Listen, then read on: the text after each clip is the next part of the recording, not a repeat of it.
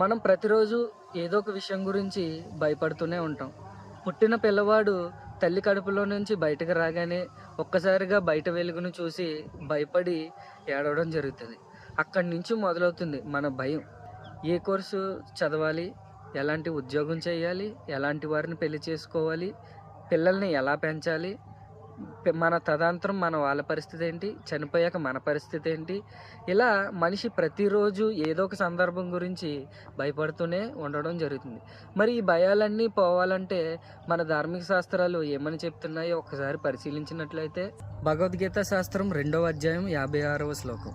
దుఃఖముల నడుమ కలత చెందని వ్యక్తి, సుఖముల కోసం ప్రాకులాడని వ్యక్తి, మమకారము, భయము, క్రోధము విడిచిన వ్యక్తిని స్థితప్రజ్ఞుడైన ముని అని అంటారు. బైబిల్ సామెతలు 1వ అధ్యాయం 33వ వచనం. నా ఉపదేశమును అంగీకరించిన వాడు, సురక్షితముగా నివసించిన వాడు కీడు వచ్చినన్న భయము లేక నెమ్మదిగా నుండును. ఖురాన్ 5వ సూర 69వ ఆయతు.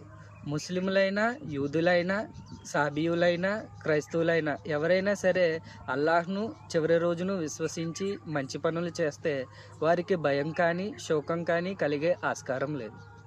మరి మనలో ఉన్న అన్ని భయాలు పోవాలంటే మనకు ధార్మిక శాస్త్రాలు ఏమైతే విషయాలు బోధిస్తున్నాయో వాటిని తెలుసుకొని ఆచరించినప్పుడు మాత్రమే మనలో ఉన్న అన్ని భయాలు పోయి ఇహలోకంలో శాంతి, పరలోకంలో మోక్షం కలుగుతుంది.